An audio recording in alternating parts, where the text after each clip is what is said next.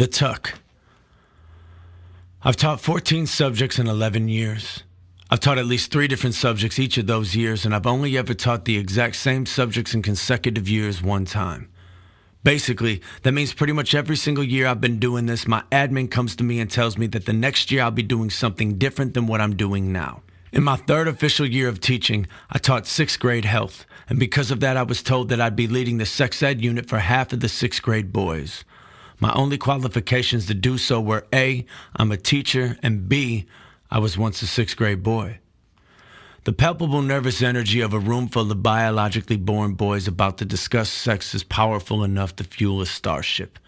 Everything is giggle-inducing. Everyone is making a joke to catalyze titters and mitigate jitters. The budding testosterone boils within their being, and if the lesson doesn't start soon, these Neverland inhabitants might just vibrate until they disappear. Best move is to lean into it. So the 3 male adults said, "Repeat after me, penis."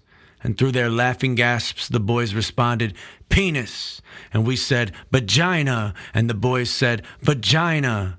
And I followed up with a short soliloquy of how we would not be using slang terms or euphemisms, so words like cock and pussy and tits and dick were off limits. "So we can't say your name?" I would have quieted the howling, but I let the wave ride until it died because honestly, I should have seen that coming. Throughout the lessons, we played the hits. No means no. Wear a condom. Diagrams of genitalia, STDs and pregnancies, the mechanics of sex.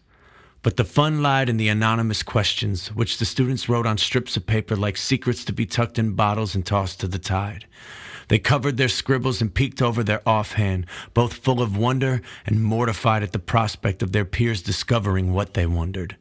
We'd screen the queries and respond to about 5 or 7 at the very end of the lessons. Have you ever gotten a wet dream? What do you do if you have one? Most boys get wet dreams. All the adults in this room probably have had one.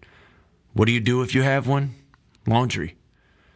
Can you have sex with the butt? Yes. If a girl asked me to send a picture of my penis, should I do it? The internet is forever. Screenshots are 2 clicks. No. Sometimes I get an erection out of nowhere. What do I do? Before I could respond, an early adolescent boy with glasses, gray sweatpants, and quite obviously an older brother hopped out of his chair and said, "I got this one, Mr. Dix." And then he demonstrated to the group, who all looked at him like they were ready to buy whatever snake oil he might sell them to rid the embarrassment of this common experience. It's called the tuck. You take the waist of your pants and you pull it out away from you. Then you take your boner and you move it from 6 to midnight and you tuck it into your waistband. The Vanderbilt will hold the boner up until it goes away. The kids turned back towards me to see if I could co-sign this new theory of Pythagoras bestowed upon them by an unlikely source.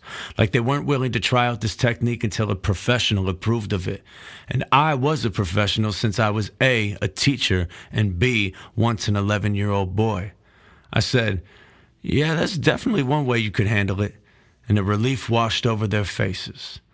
It's one of my favorite things about teaching middle school. You spend 4 to 5 years in college reading Shakespeare, diagramming sentences, and studying Maslow's hierarchy of needs, only to one day find yourself in a room full of 11 to 12-year-olds as one of their peers shows them how to hide a boner.